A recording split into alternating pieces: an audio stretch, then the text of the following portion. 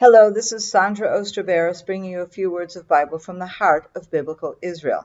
This week, once again, we will suspend our weekly reading because on Shabbat this week is actually the first day of the holiday of Sukkot, of the Feast of Tabernacles, and we therefore read from Leviticus 22 and 23, where we read about all the various holidays, the biblical feasts, and the customs that are involved with them. The final part of the reading is, of course, this holiday, the holiday of the Feast of Tabernacles. And so I'd like to focus a bit on that. That is actually what we are celebrating today. Now, there are a number of parts to this holiday. A Passover, for example, is a similar length of time with a first and last day that is sanctified days that are similar to the Sabbath. We don't work on those days. We don't travel. And we for the most part, stay at home. In between are also the holidays, but it's a looser time, and it's a time that we also go out and have a good time. That is reflected in the descriptions of both Passover and the Feast of Tabernacles. In the Feast of Tabernacles, there's also, in the Passover holiday, there's also that extra mention of matzah.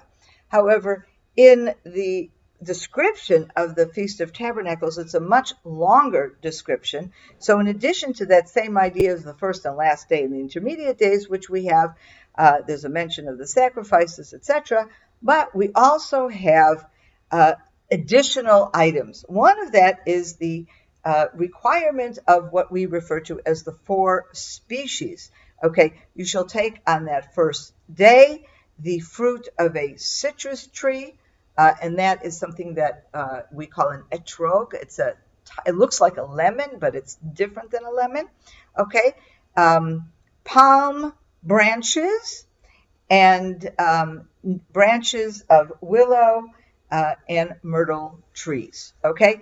And we, together with these, we take these items, these 4 items, the citron, the palm branch, and the myrtle and willow branches. So we have 4 different items from 4 different types of trees or bushes. Okay, we take them together, and what does the scripture tell us? And you shall rejoice before the Lord your God for 7 days. So we have here, number one, this taking of items from nature and holding them. And at the second time, we have an actual commandment to rejoice.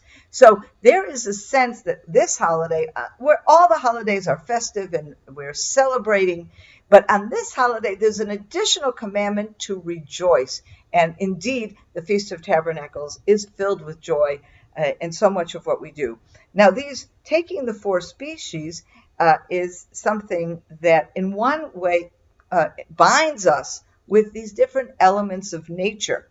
And, there is an ancient midrash, an ancient commentary that talks about the meaning of these various elements that we're taking together and how they represent the coming together for all different types of people or types of the nation of Israel. When all these different types of people can come together as one and worship God, then indeed it lays the basis for rejoicing before the Lord our God. And what are these different types? So the citron, of course, is very sour. It's a terrible taste, but it has a delicious smell, similar to a lemon.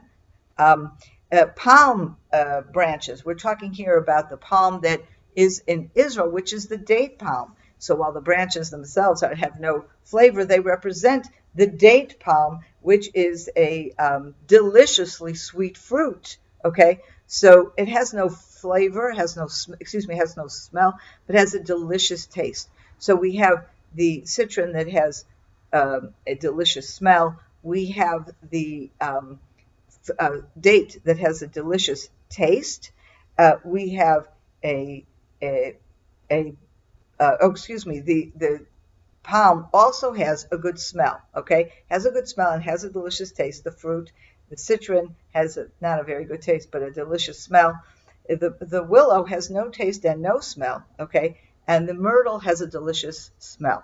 Okay, so we have all kinds of people, these who smell good and these who smell bad, and these who have no smell, and these who have great taste, and these who have no taste, representing this mosaic of individuals who have more righteousness and less righteousness, who, when you look at them, you see them from afar and what they're doing, and others who you don't feel them, you don't know they're there, okay, but they may also be good. You have people who have nothing, no smell, no taste. They have nothing good about them, and yet they can still be included in the group of people who are rejoicing before the Lord our God. And that, of course, is something very important. We also have the additional commandment to dwell in a sukkah, in a booth, and this is something we all do. Everyone builds a kind of a hut outside their home, and the roof cannot be a permanent roof. It has to be some kind of branches, and it gives us a sense of vulnerability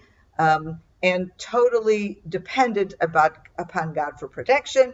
And this reminds us, as Scripture tells us, of how we dwelled in temporary dwellings in the desert as we left Egypt, a completely vulnerable existence, totally dependent on God's provision. And that is something that we are remembering as we rejoice in the holiday of Sukkot. So all of this put together is a holiday that, on the one hand, rejoices in what God has provided to us. On the other hand, is reminding us that none of us is perfect. We can all come together, those who are better and those who are worse, but none of us is perfect, and we can still welcome and accept everyone. And all of us ultimately are dependent on God. It is not for us to judge who is the better or who is the worst person. We gather all of us together to worship God, and by sitting in the sukkah, we remember it is not us. We are not the ones who are judging. We are not the ones who are doing the providing. We are completely vulnerable to what God is doing for us, and we look to Him for our provision. Have a wonderful Feast of Tabernacles. Have a wonderful Shabbat. Shabbat Shalom. I hope you enjoyed that film. And we have lots more film content and emails and articles that I'm sure you will enjoy as well. Check out our website at CFOIC.com and subscribe to our newsletter. You can do that right from the homepage. I know you will really enjoy the content that will land in your inbox on a regular basis. Hope to see you soon.